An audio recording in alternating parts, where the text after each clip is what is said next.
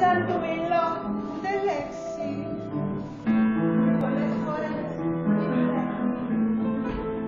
μετάλλιο να έχει ανδρεία, να είναι άνθρωπος στο σκυρία, να μην αρνείται αγκαλία και να ρεχέθει πέτρος.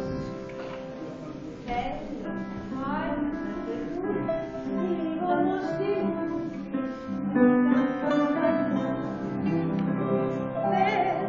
Δεν τους μπορώ, παιδί μου, δεν τους αντέχω. Άκουσε τι λέει. Δεν έχω χέρια. Λέει, ποιος ερώτησε. Εγώ. Δηλαδή τι το κάναμε. Η απολυταρχία. Το δίκιο του άντρα. Η ισότητα à la carte. Όποτε κι όπως μας καπνίσει και η Λούλα εκεί. Μα τώρα, μάνα μου, άλλαξε η πλάκα. Μία φορά δεν θες εσύ, 10 εγώ. Τέλος η Λούλα πάντα διαθέσιμη. Όλο γραφείο και που τη Δανίτα τίποτα. Τώρα δίνομαι, στολίζομαι και βγαίνω.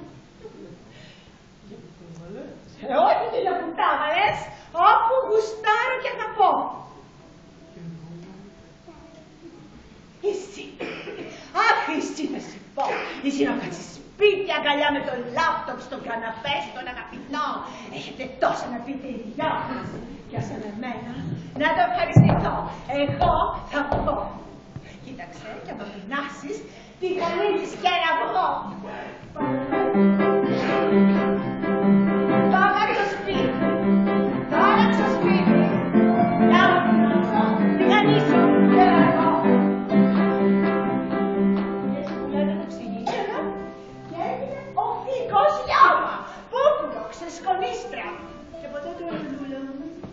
Λουλούκα μου, αντρούλη. Θέλω κι εγώ έναν αντρούλη, λίγο το στιμούλι, με ξανθά